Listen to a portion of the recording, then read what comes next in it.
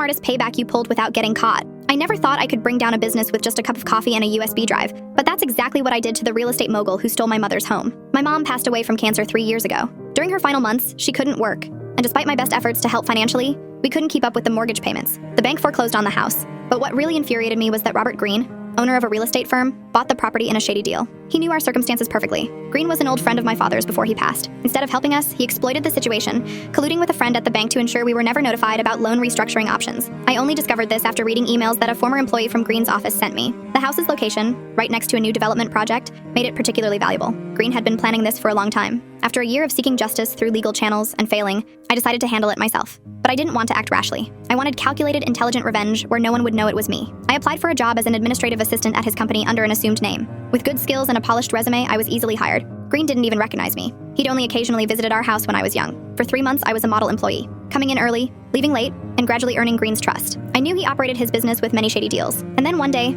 the opportunity came. Green put me in charge of arranging an important meeting with new investors. This was a big, secret project, a luxury apartment complex built on land he'd swindled from families like ours, and he needed me to prepare the documents. I knew Green always used the same password for everything, his first dog's name plus his birth year. Late one evening, when the office was empty, I accessed his email and personal drive. What I found exceeded my expectations. It wasn't just emails about manipulating my mother's foreclosure. It was an entire network of real estate fraud, bribing city officials, and even forging environmental inspection reports. I copied everything onto a USB drive, but I didn't want to just expose him. That was too simple. I wanted Green to destroy himself. On the day of the big meeting, I arrived early and prepared the conference room. Green asked me to set out hot coffee for him. When I handed him the cup, I deliberately spilled some on his shirt just before the investors arrived. He rushed to the bathroom to clean up, leaving his laptop unlocked. In those precious 45 seconds, I swapped his presentation. The new version I'd prepared looked exactly like the original, except for one thing. I'd altered the financial figures, making the project look like a terrible investment. More importantly, I'd added hidden slides that would only appear when he clicked on a specific point in the presentation. Those slides contained emails and documents about Green's illegal activities, information I'd sent copies of to regulators, the city's investigation department, and an investigative journalist the night before.